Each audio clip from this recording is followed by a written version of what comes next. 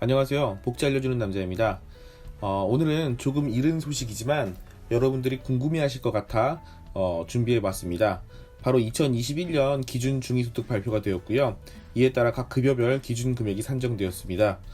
이와 관련된 설명을 드리려고 합니다. 그리고 조금씩 변화되는 기준에 대한 설명과 문제점에 대해서도 같이 다루어 보려고 합니다. 먼저 2021년 기준 중위소득이 중앙생활보장위원회의 회의를 통해 아래와 같이 발표가 되었고요. 2020년과 비교하여 4인 기준으로 약 2.68%가 향상되었습니다. 예전에도 설명드렸지만 이 기준 중위소득이 중요한 이유는 이 중위소득을 기준으로 각 급여별 기준이 산정되기 때문입니다. 이번에 산정된 중위소득은 예전과는 다른 두 가지 기준이 적용되었는데요. 하나씩 살펴보겠습니다. 첫 번째는 가계금융복지조사의 중위소득과의 격차 해소입니다. 대한민국 가구들의 재산, 소득, 부채 등을 종합적으로 조사하는 가계금융복지조사에서도 중위소득을 산정하는데요.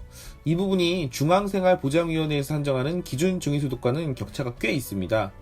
2018년 4인 가구 기준 중위소득은 452만원이었고 가계금융복지조사의 중위소득은 508만원이었다고 합니다. 예전에는 이러한 격차를 반영하지 않았는데 2021년부터는 이러한 격차를 반영해서 6년에 걸쳐 단기적으로 그 격차를 줄이기로 했습니다. 즉 앞으로 단기적으로 중위소득이 향상될 수 있다는 것을 의미합니다. 두 번째는 가구 균등화 지수의 조정입니다. 가구 균등화 지수란 여러 가구원의 공동생활 시 비용 절약이 되는 부분을 반영하는 것입니다. 예를 들어 1인 가구의 전기요금이 2만원 나온다고 4인 가구가 8만원이 나오는 것이 아니라 더 적게 나오죠. 그런데 이걸 반영 안 하고 1인 가구보다 4배 많이 지원해주면 문제가 되겠죠. 그래서 정부에서는 이걸 조정하는 가구 균등화 지수를 선정해 놨습니다.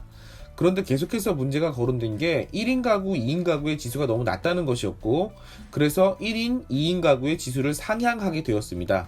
반대로 5인, 6인 가구는 지수가 낮아지게 되었습니다.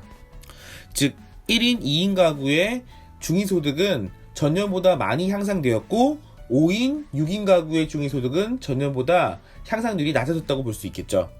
이렇게 반영되어서 각 급여는 2020년 대비 2021년 아래와 같은 기준으로 책정되게 되었습니다. 인상 비율을 계산해 봤는데요. 2019년 경우 18년 대비 2.09% 향상되었는데 20년의 경우 19년 대비 2.94%로 향상되었습니다. 2021년의 경우 아래 표와 같이 가구원 수에 따라 다르게 차등 향상된 것을 볼 수 있습니다. 이는 앞서 말씀드린 가구 균등화 지수 조정에 의해서 1인, 2인 가구에 대한 보장을 확대한 결과라고 해석할 수 있을 것 같습니다. 1인, 2인 가구의 급여 향상은 매우 고무적인 일이고 앞으로 그 더 큰 향상률을 기대해보면 좋을 것 같습니다. 한 가지 아쉬운 점은 1인, 2인 가구 외에 다인 가구의 향상률이 전년 대비 감소한 부분입니다. 표에 보시는 바와 같이 3인 이상의 가구의 경우 전년보다 향상이 낮아졌습니다. 문제는 이렇게 3인 이상의 가구원을 둔 가구는 대부분 아이들을 양육하는 가정이고 이 가구의 경우 아이들의 성장과 맞물려 양육비, 교육비, 의복비 등 다양한 지출이 지속적으로 발생되게 되어 지출이 많다는 점입니다. 그럼에도 정부에서 이러한 부분을 고려하지 않고 향상률을 줄였다는 점은 현실을 제대로 반영하지 못한 점이라고 생각되어서 아쉬움이 남습니다. 가구 균등화 지수 조정에 앞서 아동 청소년을 양육하는 가구 특성에 대한 고려가 있어야 하지 않을까 하는 생각이 듭니다. 그 외에 생계, 의료, 주거, 교육급여 기준은 아래와 같습니다. 의료의 경우 크게 변한 부분은 없지만 주거와 교육의 경우 급여의 내용이 다소 변화했습니다. 추후 이 부분을 자세하게 다루어 보도록 하겠습니다. 네, 지금까지 간략하게 2021년 달라지는 기초생활 수급에 대해서 알아보았습니다. 오늘 나눈 내용들이 사실은 조금 어려운 부분이라서 이해가 안 갈 수도 있는데요. 이 내용을 알아야지 앞으로 기초생활 수급제도의 방향성에 대해서 이해할 수 있기 때문에 이 내용을 좀 다루어 봤습니다. 다음 시간부터는 여러분들이 이해하기 쉽게 제도의 내용에 대해서 조금 더 자세하게 다루어 보도록 하겠습니다.